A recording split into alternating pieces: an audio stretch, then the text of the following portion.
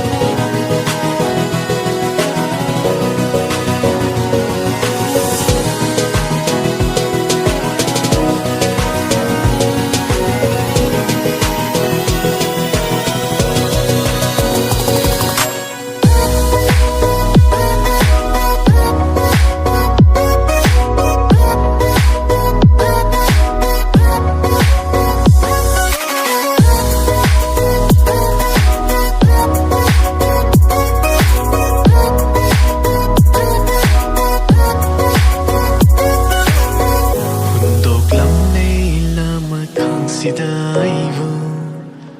pale fam khang drava amakom hundok lam le lama khang sidaivu pale fam khang drava amakom ai na chat le balam le thang le bakom thang ai gi pan chung lai te nu cv nang na ta dok lam na me kup te gi ngasi phong na nang mo kap tu nang ai ri ai na chat le ba ai na thang le ba ai gi pan chung lai te nu cv nang na ta dok lam na me kup te gi ngasi phong na nang mo kap tu nang ai ri dong khang tu na lai ho ra ge mai cha ka se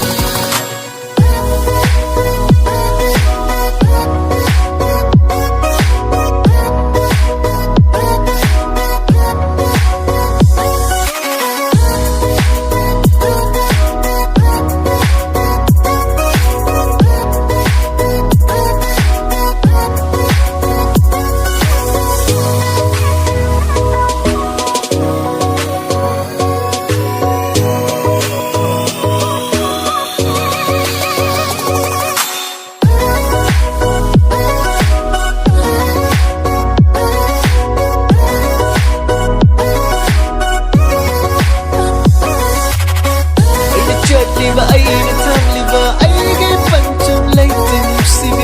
nang ta dok lam ni kup te gi ngasi phong nang mo kap tu